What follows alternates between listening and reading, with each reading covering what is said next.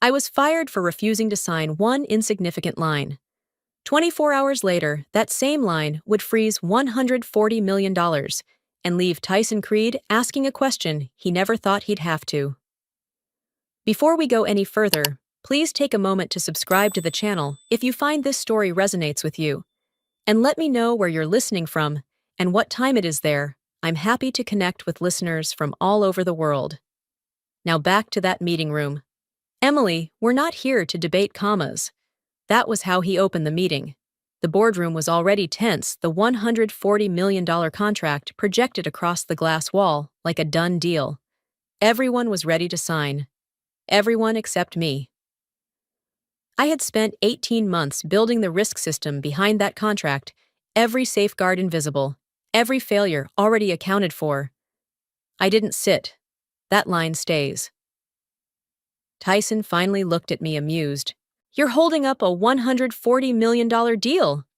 Over one sentence. It's not a sentence. It's the failsafe. A few people exchanged looks. One of the directors sighed loudly. Tyson leaned back, shaking his head. You're not protecting this company, Emily. He paused, letting the room settle. You're slowing it down. I met his eyes. If you remove that clause, you lose control the moment something breaks. He didn't hesitate. Nothing's going to break. Then he slid a document across the table. Sign this instead. I glanced down. Termination notice. Clean, immediate. No compliance review, no process. I let out a quiet breath. You're firing the person responsible for risk oversight. In the middle of a live deal, Tyson shrugged. We'll find someone faster. Faster. I almost smiled. For a moment, I considered explaining everything, the trigger, the system, the one condition none of them understood. Instead, I nodded. All right. I placed my badge on the table right next to the untouched pen. No argument. No warning. I walked out while they went back to celebrating speed. Behind me, someone laughed. Someone said, finally. They thought they had removed a delay. But somewhere deep inside the system, I built a line of code quietly recorded the moment Risk Authority terminated without compliance clearance. And just like that, the countdown began. Some of the following events are fictional and aided by AI for educational and storytelling purposes. I hope you enjoyed this part. If not, get some rest, stay healthy, and see you again later. I built everything they now take for granted, and for a long time I was proud of that. 18 months before that meeting, the $140 million deal didn't even exist. What existed was risk unstructured, undocumented, and quietly dangerous. I turned it into a system. A full risk control architecture supporting a $3.2 billion financial pipeline designed to detect failure before it had a name. I didn't just monitor transactions. I built safeguards that could stop them. Twice that system caught internal fraud attempts together, worth over $18 million. Both times I escalated. Both times I contained it before it reached the surface. No headlines, no damage, just silence. That was my job. Invisible control. Tyson Creed called it something else. Compliance is just bureaucratic delay, he once said in a leadership meeting, tapping his pen like he was timing inefficiency. We don't get paid to hesitate. I remember answering calmly, we get paid to survive what we don't see coming. He didn't like that, but he liked results, especially the time a federal audit almost tore through our reporting structure. A missing disclosure buried in a subsidiary account, something no one else had caught. I did. 12 hours before regulators flagged it. I stayed overnight, rebuilt the reporting chain, documented every exposure point, and handed Tyson a clean file the next morning. He read it, nodded once, and said, "Good. Keep things moving. No acknowledgement, no credit, just momentum." That was the pattern. I built systems. He took speed. I built safeguards. He called them friction.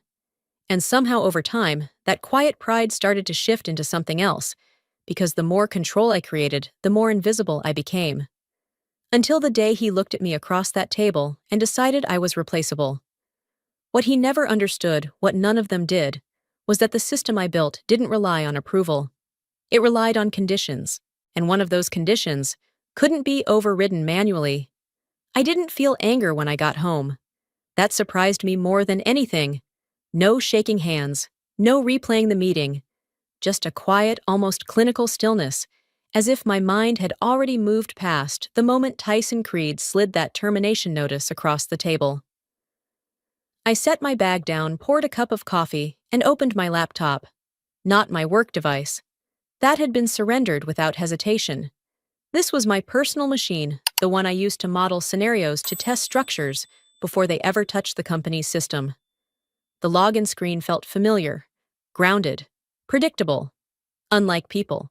Within seconds, I accessed the mirrored risk dashboard I had built months earlier, a private monitoring layer designed for validation, not control. It didn't interfere with the company's system. It simply observed it, logged it, interpreted it, and right there at the top of the activity feed was the entry I expected. Risk Authority Status, Terminated Audit Clearance, Not Detected. I exhaled slowly. So it had happened exactly as designed. I leaned back in my chair, eyes scanning the cascade of system responses beginning to line up beneath that single trigger point. No alarms, no flashing warnings, just quiet confirmations, one after another, like dominoes falling in perfect order. This wasn't revenge. It was compliance. 18 months earlier, when I built the financial safeguard architecture, I had included a contingency scenario one Tyson had laughed at during a briefing. Why would we ever design for that, he had asked. I remembered answering, because systems don't fail when things go right. They fail when assumptions do. He had waved it off, called it over-engineering, but I built it anyway. The condition was simple, precise. Impossible to misinterpret. Termination of risk authority without audit validation leads to initiate automatic financial freeze. Not a recommendation, not a warning, an action. I watched as the system confirmed the sequence authorization mismatch detected. Risk validation missing. Escalation protocol engaged. Then the timer appeared. Countdown 24 hours. 24 hours before full enforcement. I took a sip of coffee. Still warm. There was nothing for me to do. That was the part most people never understood about systems like this. They didn't require emotion. They didn't need intervention.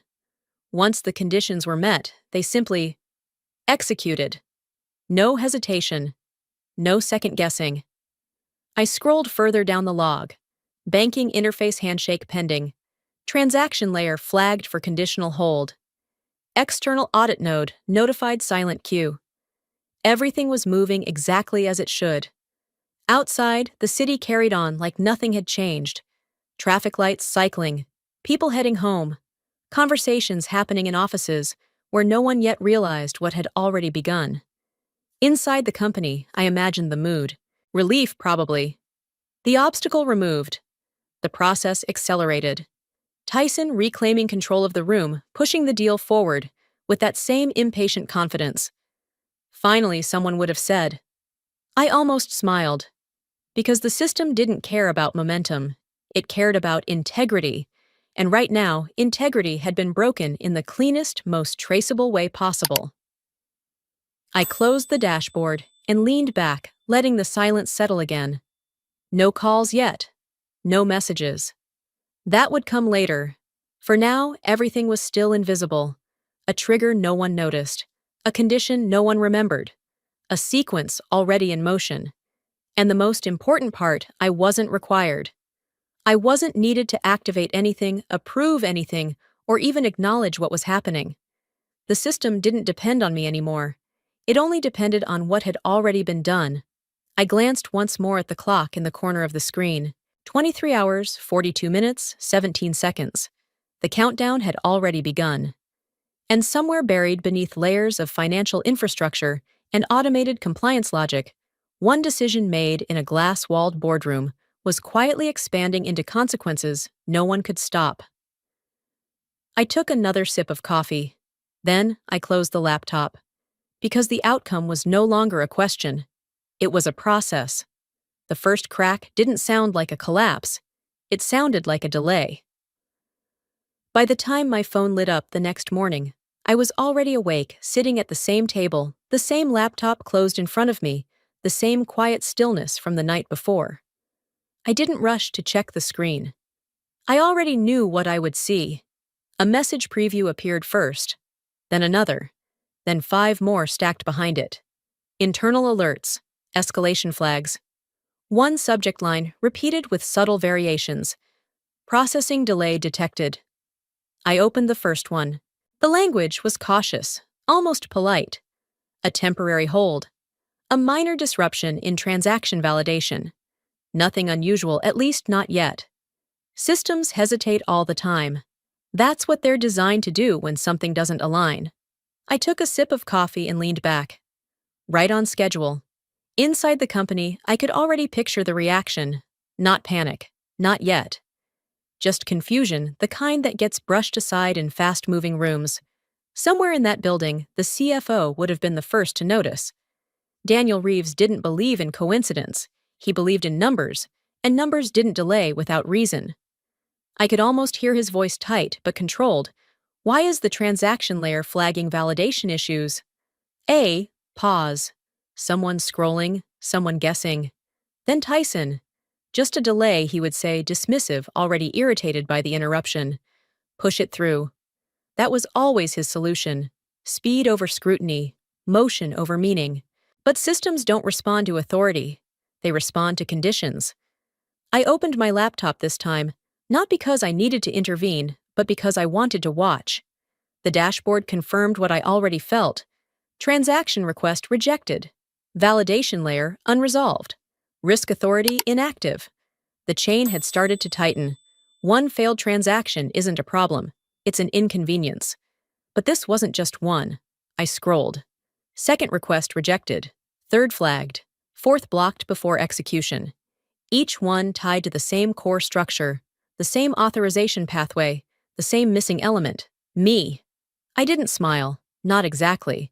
But there was a quiet satisfaction in seeing the system behave exactly as it had been designed to. No errors. No instability. Just refusal, clean, precise, and absolute. Back at the office, the tone would be shifting now. Confusion turning into pressure. Why isn't it clearing who's holding this up? And again, Tyson. Then, override it. I exhaled slowly. That wouldn't work. I watched as the next system response came in. Override attempt denied. Reason authorization mismatch. There it was. The moment where control starts slipping, but no one is ready to admit it yet. Because from Tyson's perspective, this still wasn't a crisis. It was friction, resistance, something to push harder against.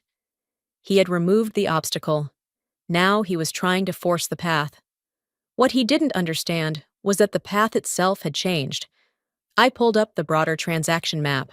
That's when it became clear. The system wasn't isolating a single deal.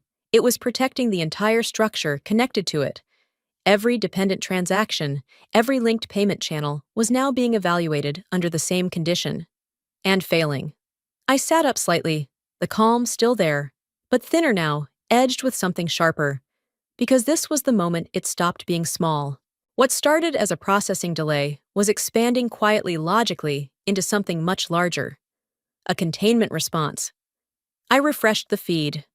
Multiple transaction queues paused. External partner confirmations pending. Liquidity movement restricted. Not one deal. The chain, all of it. Back in that glass-walled room, the energy would be different now. Voices lower, faster, less confident. Someone asking the question no one wanted to say out loud. What's actually causing this? And somewhere in the middle of it, Tyson Creed still trying to push forward, still refusing to slow down. Fix it, he'd say. But there was nothing left to push. Because the system wasn't hesitating anymore. It was holding the line. And for the first time since he fired me, it wasn't listening to him at all. The freeze didn't arrive with noise. It arrived with confirmation. By the time the next wave of messages reached my phone, the tone had changed. No more polite language. No more processing delays. The subject lines were shorter now. Sharper. Transaction halt confirmed. I opened the message slowly, already knowing what it would say. The $140 million wasn't delayed anymore. It was frozen. Completely. No outgoing transfers. No incoming clearance. Every dollar locked behind a system that no longer recognized authority inside the company. I set my phone down beside my coffee and let the silence settle. Calm. Not relief. Not satisfaction. Control. Inside the office, I imagined the moment it became real. Daniel Reeves, the CFO, staring at the numbers again this time, not searching for a cause, but confirming a reality he couldn't explain away. "This isn't a delay," he would say, voice tight. Someone asking, "Then what is it?" And finally, the word no one wanted to use. Freeze. 3 minutes later, the first external reaction would hit. The primary investment partner, silent up until now, pulling back. Then the second. Then the third. Not dramatic exits. Just clean immediate suspension notices. Pending resolution of financial control verification. That's how institutions protect themselves. They don't argue. They step away. I picked up my phone again and scrolled through the incoming updates. Partnership status suspended. Capital commitment withdrawn. Secondary funding line paused. Each line short, final. This wasn't just internal anymore. This was visible. Back in the boardroom, the energy would have shifted completely. No more confidence. No more impatience. Just pressure. What did we miss?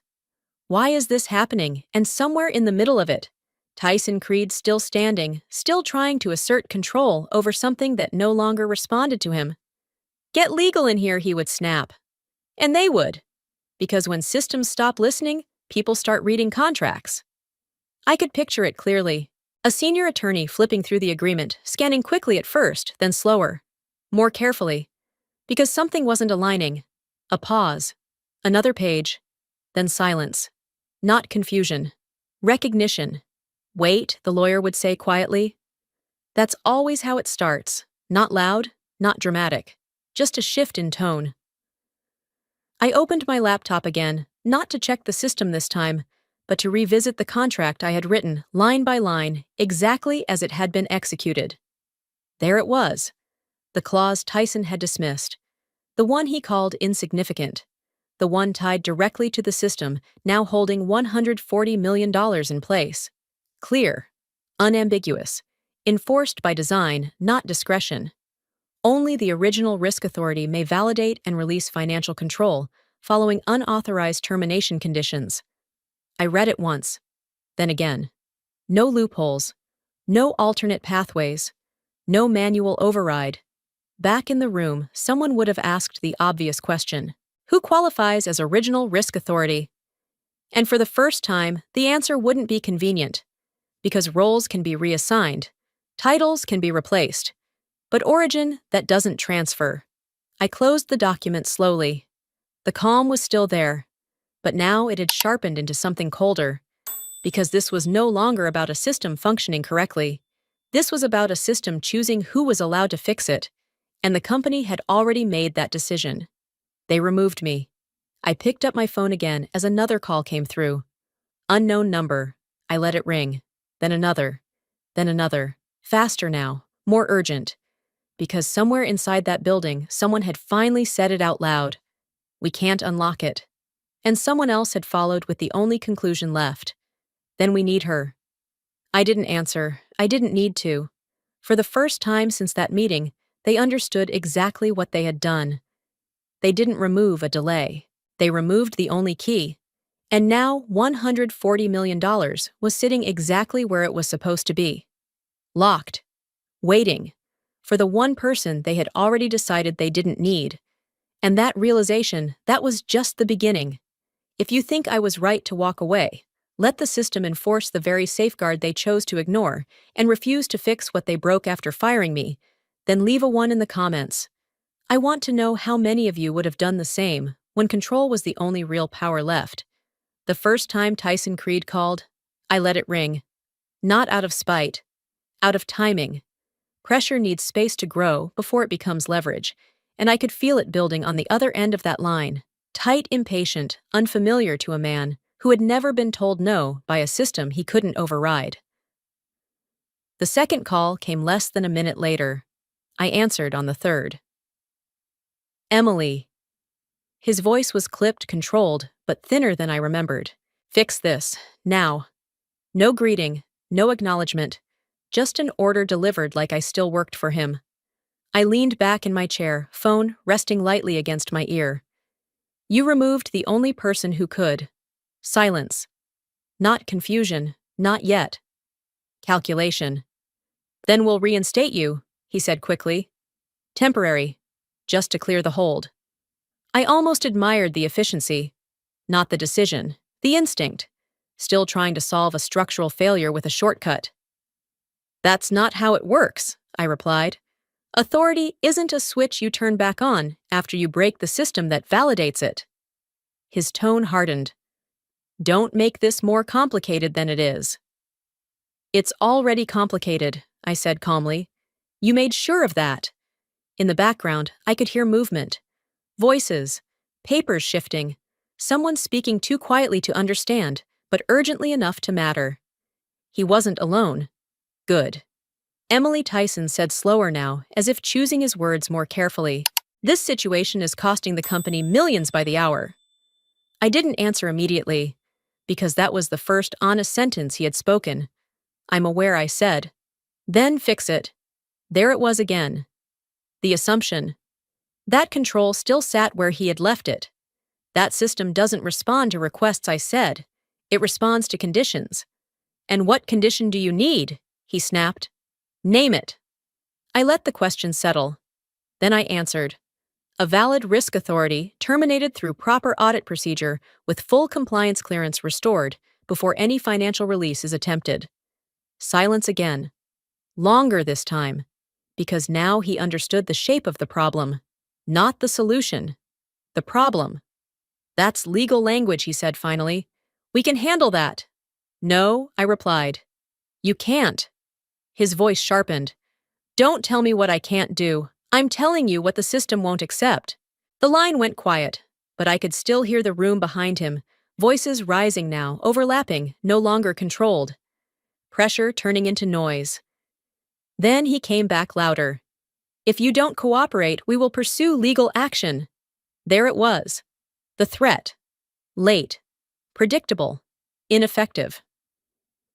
I stood up and walked to the window, looking out over a city that had nothing to do with any of this, and yet would feel the consequences all the same.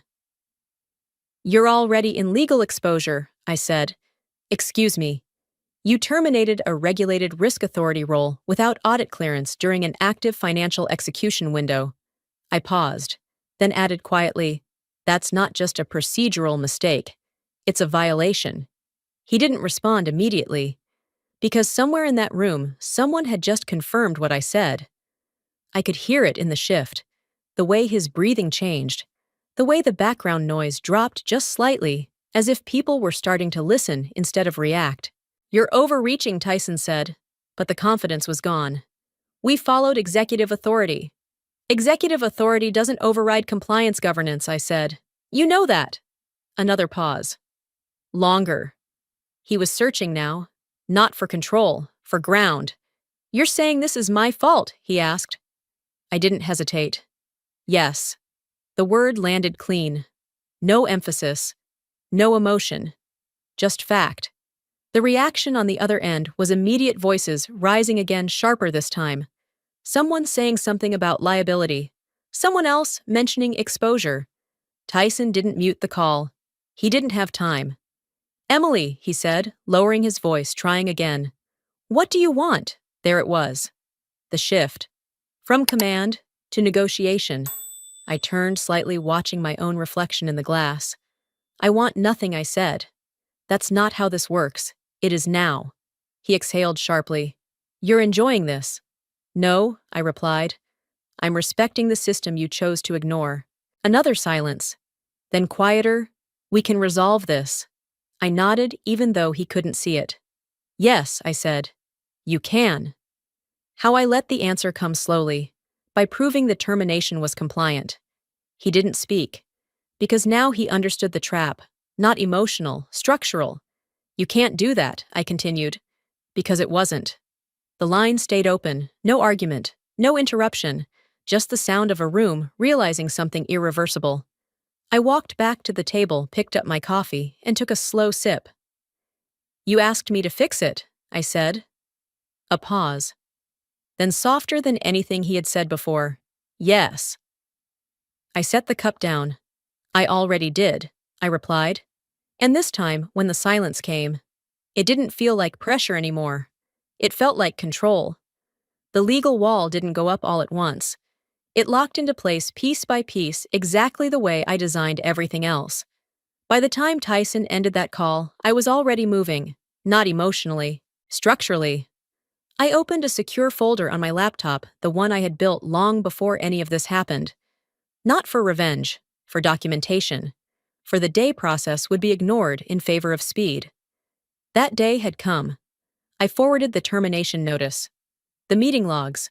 The system audit trail confirming my role had been removed without compliance clearance during an active financial execution window. Then I sent one message, to my attorney. No explanation. Just 4 words, "It's time. Initiate." Within 30 minutes, the response went out. Not to Tyson. To the company's legal department, the board, and the external banking partners tied to the $140 million pipeline. That was intentional. Pressure doesn't work if it stays internal. The subject line was simple, formal notice of improper termination and contractual breach. I didn't need to be in the room to know what happened next. Someone opened the email. Someone read the first paragraph. And then everything slowed down. The notice outlined 2 points, clean, direct, impossible to soften. First, my termination violated internal governance procedures and regulatory compliance requirements tied to my role as head of risk and compliance. Second, that violation directly triggered a contractual safeguard embedded within the $140 million agreement, one, that restricted financial movement in the absence of validated risk authority. No accusations, no emotion, just facts. And facts, when documented properly, don't argue. They corner. I leaned back and watched as confirmations began to come in. Message delivered. Message opened. Message escalated. Inside the company, the narrative was shifting again. This was no longer a technical issue. It was legal exposure. I imagined the room different now from the boardroom I had walked out of. Smaller, tighter, less confident. Lawyers reading carefully. Slower than before. Because speed had already cost them once. "Is this accurate?" someone would ask. No one answering immediately. Because accuracy wasn't the problem. Implication was. I opened the system dashboard again, not because I needed reassurance, but because I wanted to see how far the control extended now. Everything was still locked, stable, untouched, exactly as designed. Then a new entry appeared. Internal override request initiated.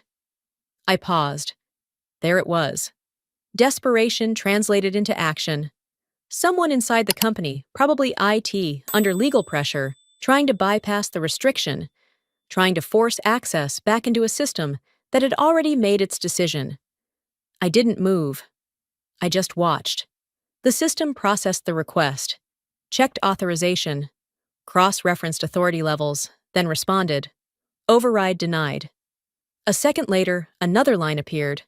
Unauthorized override attempt logged. And then the one I knew would follow escalation protocol activated external financial integrity notification. I exhaled slowly. There it was. The line they couldn't come back from. Because the system didn't just block invalid access, it reported it, automatically. No discretion, no delay. The moment they tried to force control, they triggered something far worse than a freeze. They triggered scrutiny. External. Permanent. I imagined the reaction in the room. What does that mean? Who approved this? Why is the bank being notified? Questions stacking on top of each other faster than anyone could answer them. And in the middle of it, Tyson Creed no longer commanding, no longer certain, trying to understand how control had slipped so completely out of his hands. He didn't lose control in that moment. He proved he never had it.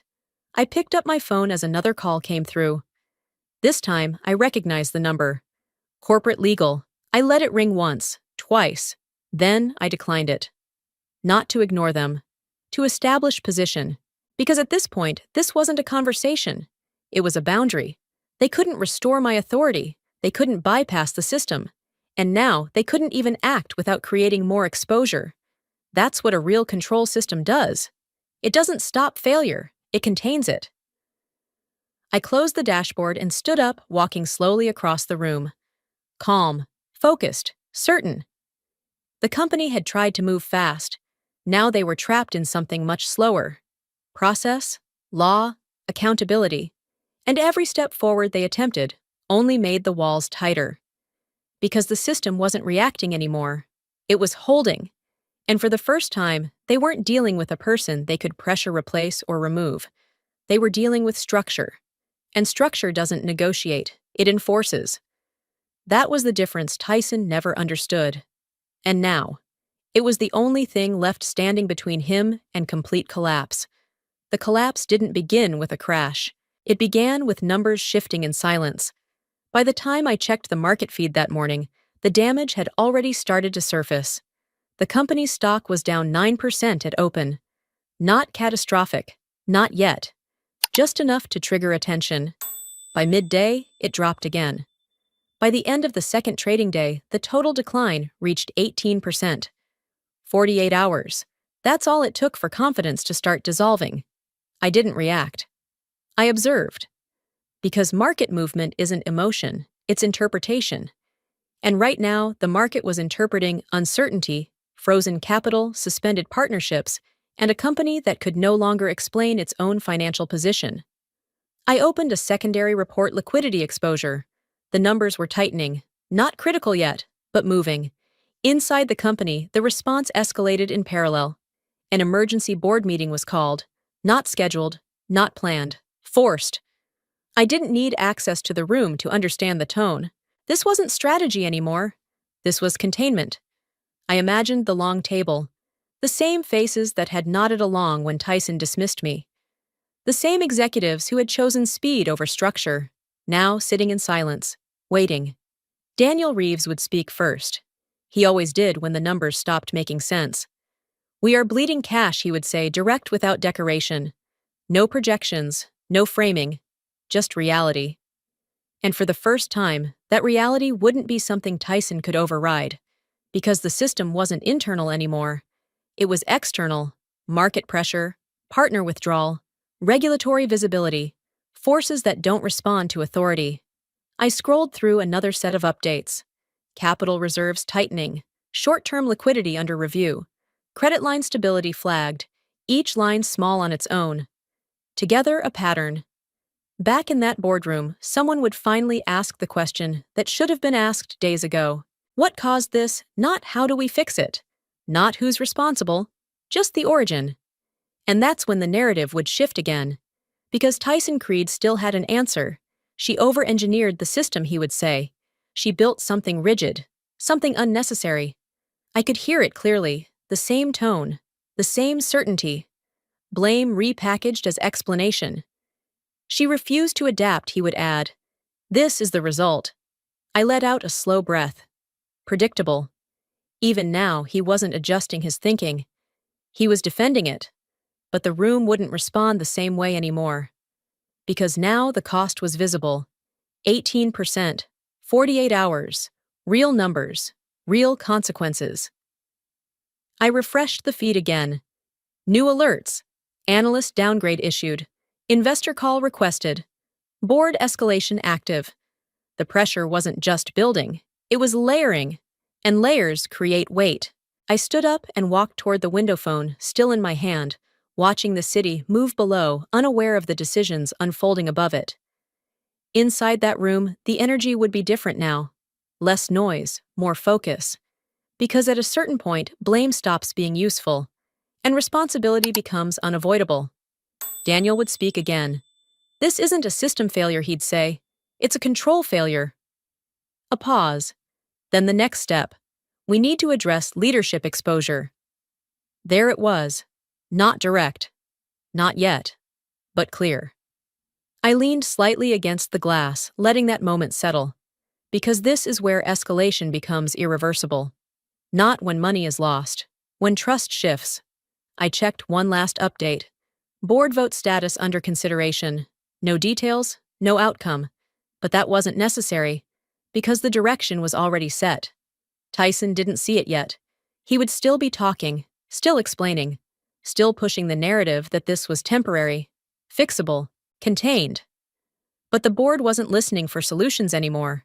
They were evaluating risk. And for the first time, Tyson Creed wasn't managing it. He was becoming it. I closed the feed and slipped my phone into my pocket. Calm, detached, certain. Because the system had already done its job. Now the company was doing what systems always force organizations to do. Correct. Not because they wanted to, because they had to. And somewhere in that room, without saying it out loud, yet the realization was already forming. This wasn't about a frozen deal, or a failed transaction, or even a legal mistake. This was about a decision, one that had consequences no one in that room could reverse. And as those consequences continued to expand, one conclusion was becoming impossible to ignore. They didn't just lose control of the system, they were about to lose control of the man who broke it. Tyson didn't stop when the board started to turn. He accelerated. That was always his instinct. When control slipped, he pushed harder, faster, louder.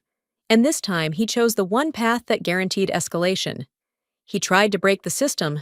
I didn't hear it from him. I saw it. The alert came through my private dashboard just after noon, quiet, precise, unmistakable.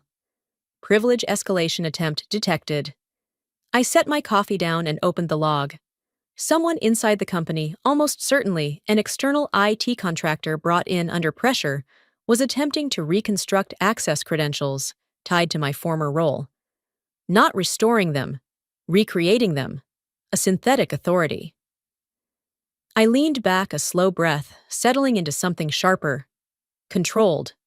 Because this was the moment the situation stopped being recoverable. Tyson wasn't trying to fix the problem anymore.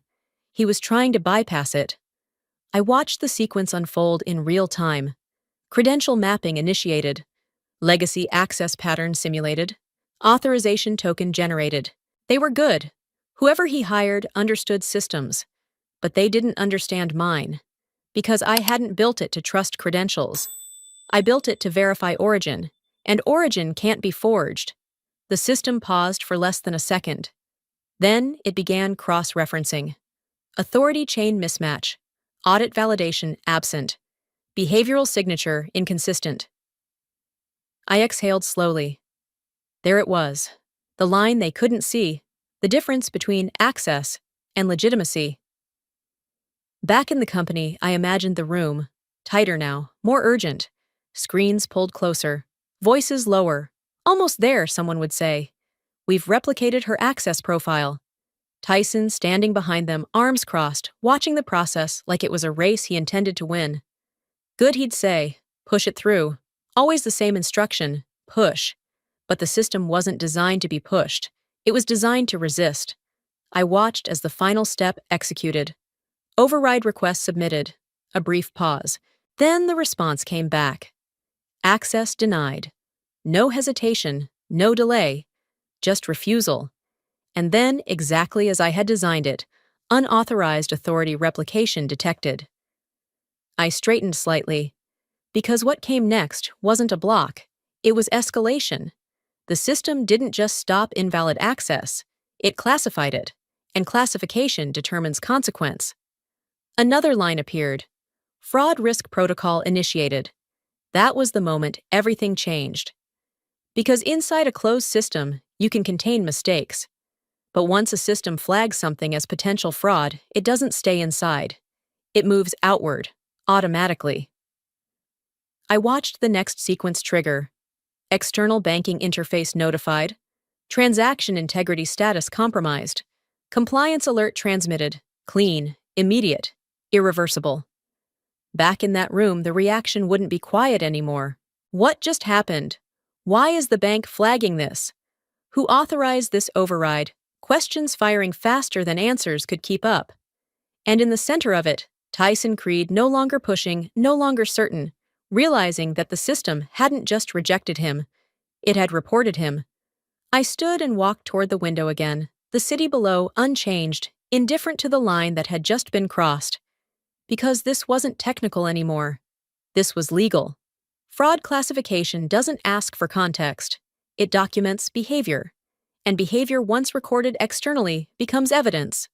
I checked the final log entry. Incident classification potential unauthorized financial manipulation.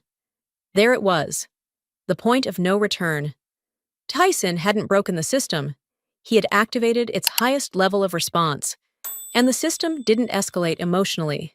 It escalated procedurally. With records, with timestamps, with traceable actions. Everything he had just done, every command, every attempt, every instruction was now preserved. Not for me. For regulators, for banks, for anyone who needed to understand exactly how control had been abused. I picked up my phone as it buzzed again. Multiple calls, multiple numbers, faster now, urgent. But I didn't answer. Because there was nothing left to negotiate. He had tried to force access, and in doing so, he had redefined the situation entirely. This was no longer a frozen deal, or a contractual dispute. This was an event, documented, flagged, escalated. I turned away from the window, the calm still there, but now sharpened into something colder, more precise. Because the system had done exactly what it was built to do. It didn't just protect assets, it exposed intent. And Tyson Creed had just made his intent impossible to deny. That was the difference between pressure and collapse. Pressure can be managed, collapse is recorded. And now, everything he did next would only make that record worse. The decision didn't come with drama. It came with silence, followed by structure. By the time the board reached me, the situation had already crossed every threshold that mattered: financial, legal, and reputational. The system had done its job. The market had reacted. The bank had flagged the incident. Now the company was doing what it should have done from the beginning. Correcting leadership. The call came from a number I recognized. Board chair. I let it ring once, then answered.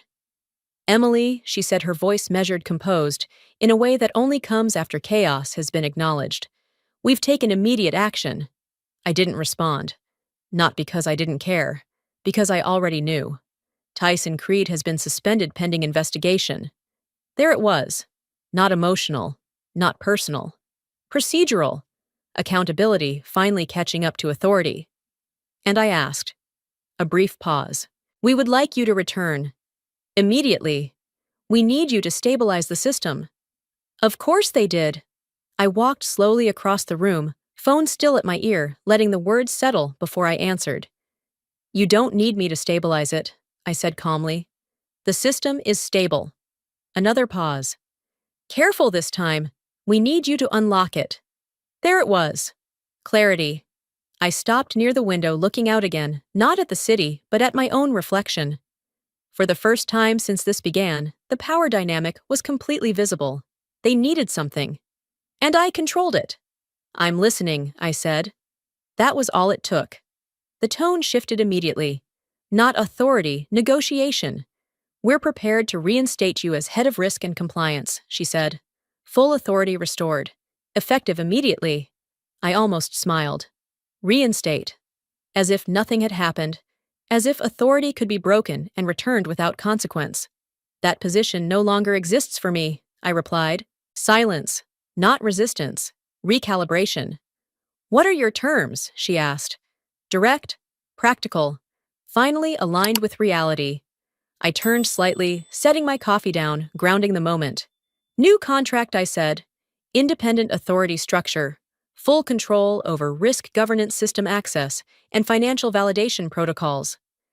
I paused, then added, no executive override. The line stayed quiet, because they understood exactly what that meant. Not just authority, protection from the kind of decision that had created this situation in the first place. That's significant, she said carefully. So is a $140 million freeze, I replied. Another pause. Longer this time. Because now they weren't evaluating me. They were evaluating their options. And there weren't many left. We can agree in principle, she said, but we need immediate action. I nodded slightly, even though she couldn't see it. Of course they did. They needed resolution, speed, control. Everything Tyson had demanded, without understanding the cost. I'll review a written agreement, I said. Then I'll decide. You'll decide, she repeated. Yes. No hesitation, no softening. Because this wasn't a return, it was a transition. The authority had already shifted. The question was whether they were willing to recognize it. We'll send the draft within the hour, she said finally. Good. The call ended cleanly. No pressure, no persuasion, just alignment. I stood there for a moment, letting the quiet settle again. Justice doesn't arrive loudly. It arrives when systems force people to acknowledge what they tried to ignore. Tyson Creed had been removed, not because of me, because of what he did. That distinction mattered. I picked up my phone again as the first draft of the contract came through. Fast, efficient, different. They were learning. I opened the document, scanning quickly. Authority clauses, governance control, access validation. Closer, but not complete. I closed it without responding, because one final decision still remained. Not theirs. Mine. They had offered me my position back, my title, my authority, everything I had before. But what they didn't understand yet, what they were only beginning to realize, was that I wasn't negotiating to return. I was deciding whether I needed them at all. And for the first time since that boardroom meeting, the answer wasn't obvious anymore. The final fall didn't happen in the boardroom. It happened in the aftermath, when no one was left to defend him. By the time the official notice circulated, the tone had shifted from urgency to conclusion. No speculation, no debate. Just a statement of fact. Tyson Creed was no longer CEO. I read the message once, then, again, not because I needed confirmation, but because of how clean it was. No emotional language, no justification, just structure. Termination effective immediately. Internal investigation initiated. That was how systems ended things. Not loudly, decisively. I set my phone down and leaned back, letting the silence settle in a way it hadn't since this began. Not tension, not anticipation, release, not relief. Because relief implies something was uncertain. This wasn't. This was inevitable. Inside the company, the narrative was already rewriting itself. Leadership failure, governance breach, unauthorized override attempt. Words that didn't exist in the same sentence a week ago. Now they defined him. I opened the financial summary that followed shortly after. The numbers were final. $140 million frozen. $60 million lost opportunity. The first number was contained, locked exactly where it should be, waiting for a valid resolution pathway. The second was gone. Withdrawn commitments, collapsed partnerships, decisions made by institutions that don't wait for explanations. That was the real cost, not the system, the timing. I stood and walked slowly across the room, reading the attached internal memo, outlining the investigation scope. Transaction integrity review, executive conduct assessment, regulatory exposure evaluation. Each line precise, controlled. No mention of me. And that was the point. This wasn't about who caused the outcome. It was about who triggered the condition. Tyson hadn't lost his position because I acted. He lost it because he acted without understanding what he was breaking. I stopped near the window, looking out again, at the same city that had remained unchanged through all of this. That was always the strange part. Collapse feels large when you're inside it. But from the outside, everything keeps moving. Phones buzzed again. One call, then another. Then his name appeared. Tyson Creed. For a moment, I just looked at it. Not surprised, not curious, just aware. Because this was the final stage. Not control, not negotiation. Consequence, the call rang. I didn't move. It rang again. Longer this time. I could imagine where he was. Not in the executive office, not at the head of a table. Somewhere smaller, quieter, trying to understand how something he dismissed as insignificant had unfolded into something irreversible. The call stopped, then started again. Same number, same urgency. I picked up my phone, turned it over, and placed it face down on the table. Not to avoid him, to define the boundary, because there was nothing left to say that would change what had already been set in motion. He had his process now: internal investigation, external scrutiny, documented actions. The system had already recorded everything that mattered, and systems don't forget. The phone buzzed one last time, then went still. Silence returned. Complete. I walked back to the table and picked up my coffee, now cold untouched, for longer than I realized. I took a sip anyway. No reaction, just routine. That was the difference now. The pressure was gone. The escalation had passed. All that remained was outcome. Tyson Creed was no longer a factor in the system. He was a subject within it. I sat down finally, allowing myself to stop observing and simply exist in the quiet space that followed. Release. Not from him, from the situation, from the constant movement of cause and effect, because everything that needed to happen had already happened. And the most telling part, I didn't need to watch anymore. The system would carry the rest, and for the first time since this began, there was nothing left to control. Only the certainty that what came next would follow exactly the same pattern. Documented, processed, final, just like him. The aftermath didn't feel like victory. It felt like alignment. In the weeks that followed, everything settled into place, with a precision I understood better than anyone. The investigation continued without me. The system remained intact, and the company for the first time operated within the structure it had tried to ignore. I didn't go back. Instead, I built something new. A risk advisory firm, small at first, then growing faster than I expected. Not because of what happened, but because of what it proved. Control isn't about authority, it's about design. Clients came quietly, then steadily, then consistently, and eventually, so did they. My former company. Not with urgency this time, not with demands, with a request. Formal, documented, careful. They needed help restructuring their risk framework. They needed access to the logic they had once dismissed. They needed the system to work again correctly this time. I reviewed the proposal, made adjustments, and sent it back. New terms, new boundaries, new cost. They agreed. Of course they did, because now they understood something they hadn't before. Access isn't given, it's earned. And sometimes, it's paid for. Months later, the clause they once called insignificant became a case study shared across firms, referenced in audits, taught as an example of structural control done right. I closed the file and leaned back, letting the quiet settle one last time. They thought I was the delay. Turns out I was the system. I didn't win because I fought louder. I won because I understood what truly holds power and what breaks when people ignore it. What stayed with me wasn't the money or the outcome, but the moment I chose not to argue and let the system speak instead.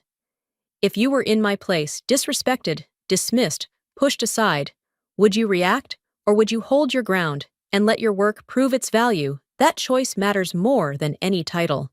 And maybe someone out there is facing that exact moment right now, unsure whether to stay silent or stand firm. If this story made you think even for a second, then your action matters too. A single subscribe, a comment, or a share might be the reason someone else sees a different path and makes a better decision. This story was fully created and produced by our team. We do not copy or borrow content from any other channel. Thank you for staying with us and listening until the end.